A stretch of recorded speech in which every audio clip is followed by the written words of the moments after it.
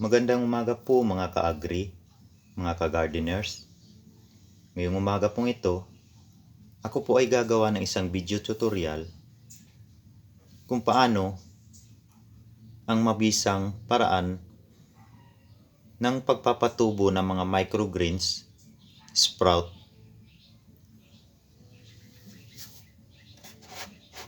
Ito po ay styro box na may takip.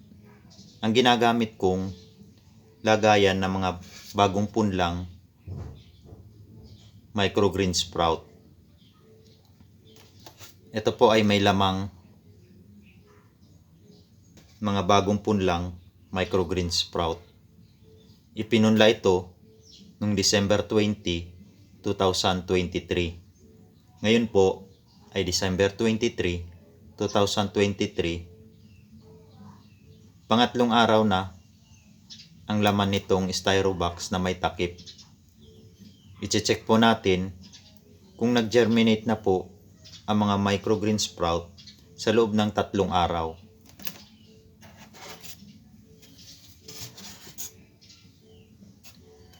Ito na po ang itsura ng mga microgreen sprout sa loob ng 3 araw. Ito po ay microgreens petsai sprout.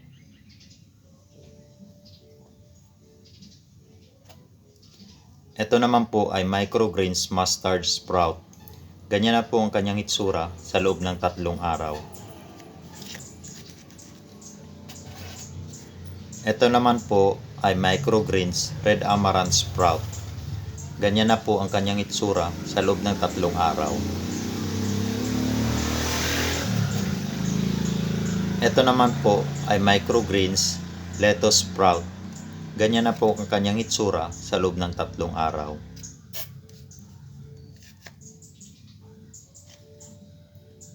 Ang microgreen sprout, petsai at mustard ay mas mabilis mag-germinate dahil sa loob ng 3 araw, ganun na po ang kanilang itsura. Kumpara dito sa microgreens red amaranth at saka lettuce, medyo nahuli silang mag-germinate. Kaya ito po ay ibabalik po natin sa pinaglagyan nating styro box na may takip. Tatakpan po natin ulit.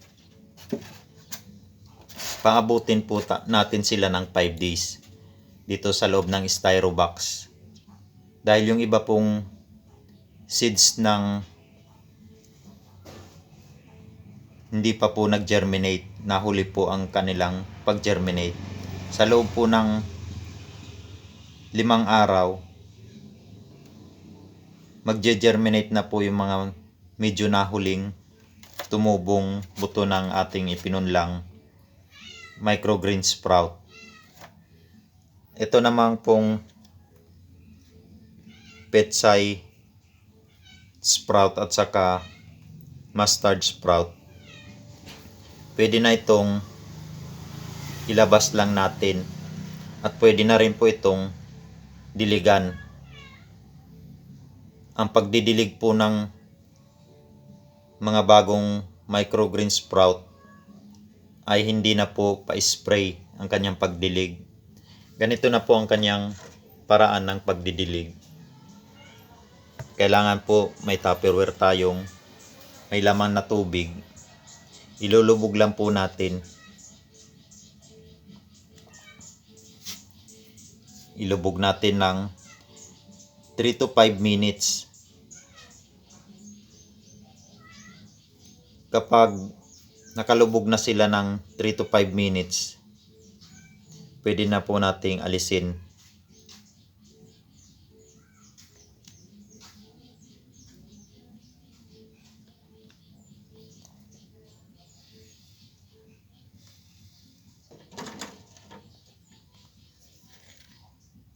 Gagawin po natin ang pagdidilig ng mga microgreen sprout.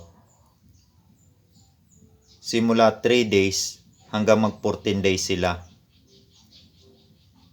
Twice a day lang din po ang pagdidilig ng mga microgreen sprout. Isa sa umaga, isa sa hapon.